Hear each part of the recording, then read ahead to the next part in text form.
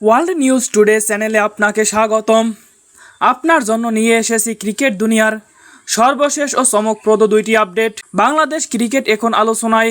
দুই ক্রিকেটার, একদিকে ফিটনেসে দারুণ উন্নতি দেখানো সাকিব আল হাসান, অন্যদিকে পাকিস্তান সুপার লিগের রহস্যময় বোলিং দিয়ে আলো ছড়াচ্ছেন মোস্তাফিজুর রহমান। দলের ট্রেনারদের মতে সাকিব এখন আগের চেয়ে অনেক বেশি ফিট। নিয়মিত ট্রেনিং, ডায়েট এবং রিকভারি সব কিছুতেই তিনি এখন বেশ মনোযোগী।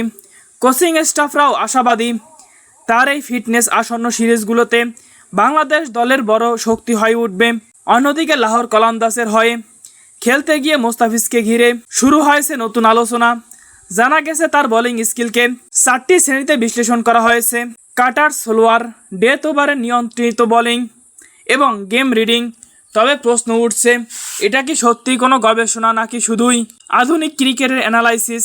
বিশ্লেষকরা বলছেন মোস্তাফিজের বোলিং সবসময় রহস্যময় ছিল, আর এই ধরনের বিশ্লেষণ ফ্রাঞ্চাইজি ক্রিকেটে খুবই স্বাভাবিক।